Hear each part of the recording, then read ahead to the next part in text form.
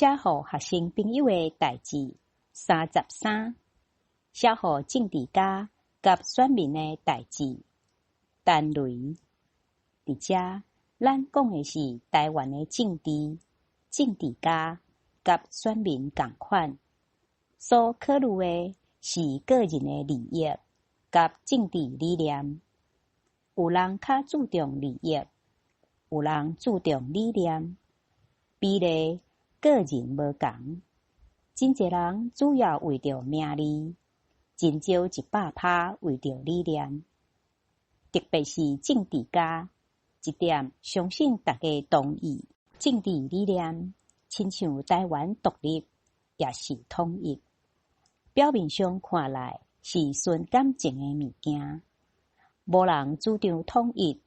虽然伊知影住伫台湾较好，毋过伊的感情是大中国主义。但是根本地讲来，政治理念嘛是在考虑利益。何必某人主张台湾是独立的主权国家？因为有主权，才会当保护咱的政治体制、经济种种的利益甲安全。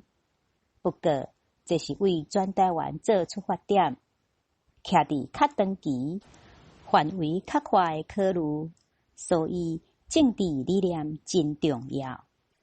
但是大部分的政治家真少公开讲因个人的利益，主要讲选民的利益甲政治理念，而且一支嘴上会指讲还讲，做还做，无一定是实话。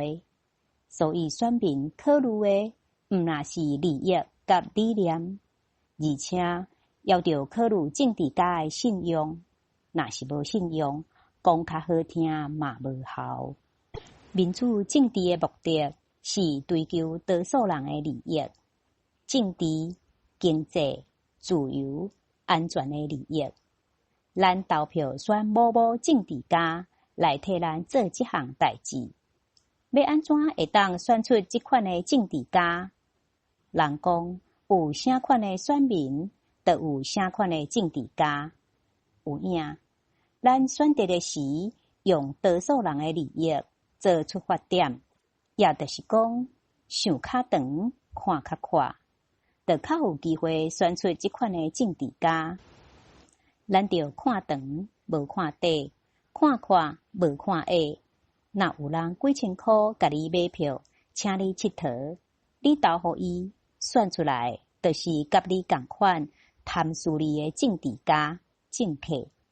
还阁一点，就是外来政治势力的干涉，特别是中国计划性的统战，致使台湾的民主选举的环境严重污染，搅扰选民的判断，这点实在真重要。咱着不时非常警觉。